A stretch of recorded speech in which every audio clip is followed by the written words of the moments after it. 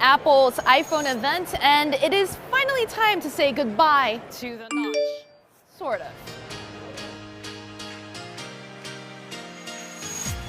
The company has just introduced a new series of iPhone 14s, and the iPhone 14 Pro and the Pro Max are the models that have done away with the horrendous looking notch cutout that people have hated for years.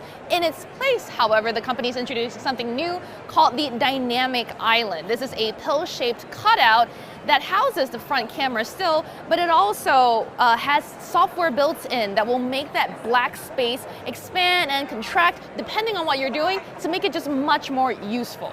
And even though it's not a real full screen experience, with the Dynamic Island, this does feel much more like a full screen phone.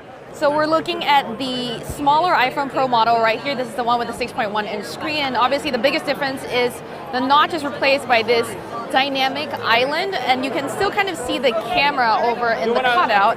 And one of the changes here, in addition to the lock screen that we just saw, is that now you can actually use the Dynamic Island to do stuff.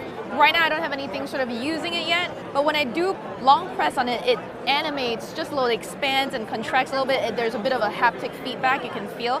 When you do use it for activities like recordings and stuff, and you swipe out of it, you can see that it expands to take up more space on the screen. And if you tap on it now, you either go back to the app, or if you long press on it, you can see that it expands to take up the top section of the screen as well for fast controls. This also works a little differently with different things like Apple Music. If you start playing a song on Apple Music and you long press it right there, of course, while you're still on the app, you won't see more controls, but if, say, you went over to Safari and you long press, you get to see the playback box.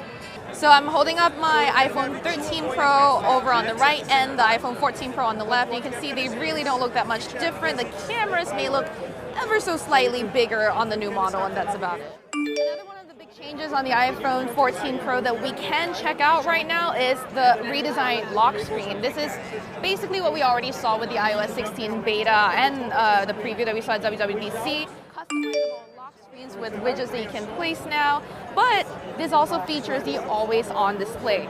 You can see that right now it's sort of dim, and then if I were to kind of lift it up, the wallpaper animates and lights up again. So Apple, with the A16 Bionic in this phone, is sort of intelligently managing how much to keep your phone on so you can see your stuff. But if I do leave it asleep for a little bit or leave it untouched for a little bit, it does dim after a while. So it was still very visible. I'm not sure how much this will tax the battery. This is something we'll need to test out in the real world to find out.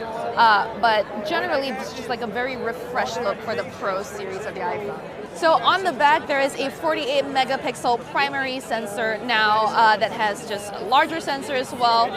We're not going to get a lot of really good testing samples from here right now. I mean, I could show you the different lenses that are available, but this is something that we will want to get a review unit out in the wild to check out. But here's kind of what you can look at for the moment.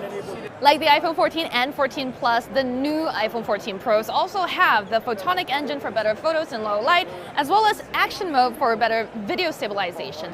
But cinematic mode here gets an upgrade and now supports 4K resolution at up to 30 frames per second for higher quality DSLR style videos. The new features that Apple introduced, like emergency SOS or crash detection, are also available on the Pro model phones as well.